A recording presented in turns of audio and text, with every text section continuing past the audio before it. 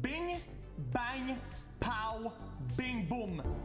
And we are live. We're joined by Ludwig and BoxBox. Ludwig, do you want to ask the question you just did before we were on?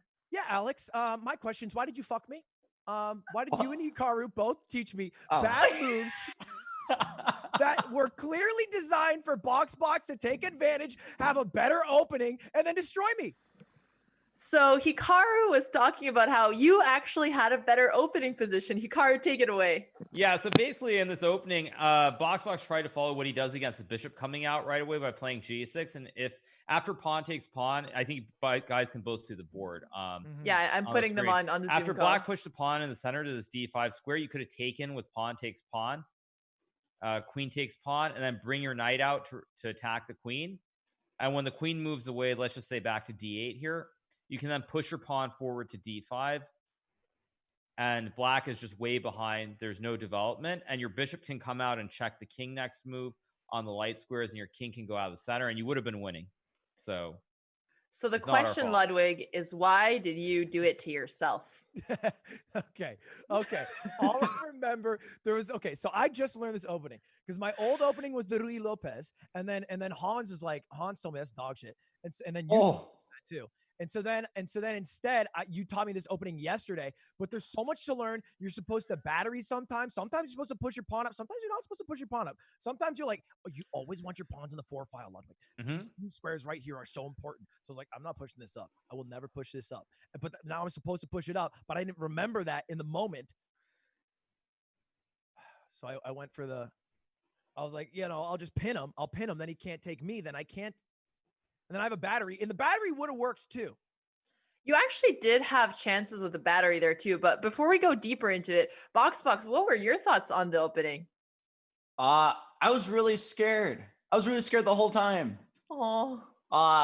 Don't fall for it. He's 12. I didn't realize I was making a lot of bad moves. I scared my ass. You don't know. Up until the end of the game, I was thinking, I'm playing this pretty well, but Ludwig is playing this even better. After the game, I found out we just both suck. But in the moment, I was like, oh my God, this is insane. One wrong move and I get checkmated. I lose a bunch of pieces. I have a question, BoxBox. On move 7, so why didn't you take his knight? Well, voice crack. Great question. I was under the impression that if I take his knight, he must have had something genius planned. I did. I go bishop to c6, run it on the simulation. Then he takes with his pawn. I take with my queen. You're pinned, sucker. Isn't that a fork? Yeah. It's a double. Forks have 2 pins in them. It's a 2-pronged pin. Yeah. This is a fork. There is a way that he can defend the rook and the king, but honestly, it is a little bit hard to see. Bishop d7, he's blocking the check and he's protecting the rook. But if he didn't see that, the simulation would have worked. Oh, yeah, but he wouldn't have done that. Well, he did do that in the game. He was blundering the whole time, man. He wouldn't have done that. There's no way. No way. Okay, yeah, maybe that makes sense, actually, yeah. But you did bait him, and it did end up working. And Hikaru, is there another moment in the position where you had a question? Right. So one position was when later when you had the queen and the bishop lined on the other line towards the king. Right here after the bishop moves. Did you see that you could take the bishop and then take the pawn after that with your queen? I thought about this move for a while, and I thought I could take, and then for some reason I thought he could just block with rook, but I still am a pawn up. But for some reason I was like, I need more. Wait, so actually, can I tell you? Oh, I'm sorry. Yeah, go ahead, Albert. I was gonna say, what about the pawn on d4? So okay, first let's take a quick look at this. So if black moves the king here, there's this knight move to f7 check, forking the queen and the king, and black has to give up the rook for the knight. And so white is ahead by a little bit here. But you did have to go a little bit deep to see this line, and it is still tricky. The pawn on d4 is hanging, so I can see why BoxBox's plan was to try to get it back, but this would have been really dangerous for sure.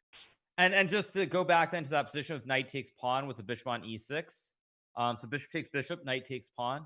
Bishop takes, sorry. Here we go. Bishop takes bishop, pawn takes pawn. Knight takes pawn instead. Go back one move. Yeah, knight takes d4. Okay. After taking on the bishop, here we go. But here there's bishop takes pawn, which is a check, so black can't capture the king.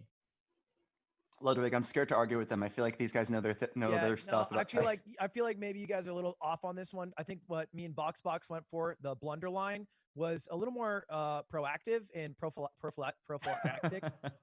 So, well, that's what we were thinking. But honestly, not a bad, thought. Yeah, we're just backseat gaming here. It's a little bit rude sometimes, but we appreciate you guys being good sports. It's like when I play against my Twitch chat, they always backseat game, but you guys actually know what you're saying. Yeah, I saw it after the fact, but I didn't see it until he had moved his knight, and then I felt, oh god, that was brutal. This was brutal. BoxBox, that last tactic by you was a masterpiece. Did you how far behind did you see it? That was all right. Like at what point did you get this idea? It was like 3 moves in advance. And then I almost made it like 3 times while running into something. Like there was like something in the way like 3 times. I'm like right about to instantly lock in what I thought was a checkmate. I'm like, oh wait, the bishop's there. Mm-hmm. Oh wait, the queen's there. Oh wait, something else. And then on the 3rd time, there was finally nothing in the way. So I was like, okay, I can do it now. Nice. No, that was beautiful. And Ludwig, did this catch you by surprise at all? Honestly, Alex, no. You knew it was going to happen. I feel like you actually lost to BoxBox on purpose because you have been running multiple computer simulations to see how you can optimize the amount of prize money you're going to get. And maybe going for like the consolation bracket and finishing first is just going to be more than the other way around. Process that you're having. This is a weird thought process. I've never thought this. Interesting. But no, I would never. Wow, you could have backed me up one time. Never again. Never again. You don't self-incriminate. It's the one rule. I wanted to go out like that guy in what's that? Forrest Gump. I wanted to die on the battlefield honorably. Oh man. All right. So look, I could have had him take off my limb one part at a time, but I thought let's go out honorably. I see this checkmate. What did you see at 3 ahead? I saw it 4 ahead, and I thought let's set him up for it. Let's let him tee this one in. He needs this. Well, Hikaru, anything you want to add on that game there? No, I just thought actually out of all the matches in the first round, it was definitely one of the most entertaining games and one of the ones that really both of you guys used a lot of time, and it still wasn't clear until just the very last move, this 92 check, winning the game. So I thought you both played a very good game, and it was just very complicated and a lot of roller coasters, but you both had your chances. Yeah, and this was the first game for both of you in PogChamps. How was it compared to your expectations? Maybe BoxBox, you can start. I was really nervous. I am happy I won. Ludwig, your turn. Talking to the mic like you've never streamed before in your life. Yeah, I was nervous. I was nervous. But at the same time, I wasn't because I know that I'm the underdog. And it's so much sicker to be the underdog because you can just lose and it doesn't matter.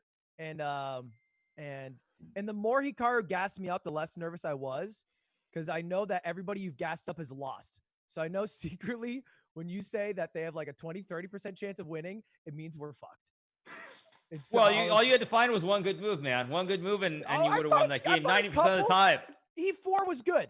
We can admit this. Admittedly smart. He's lucky it's not a bow 3. That's all I'm gonna say. Bow 1.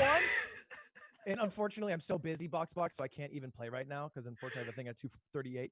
But if it was a best of 3, ooh, it would have been over. Curtains. Wow, that talk. I mean, Hikaru actually said that you kept alternating between blunders and fantastic moves. So you did have some good moves in there. You just kind of even them out with bad moves. Yeah, and I think that's what we call balance.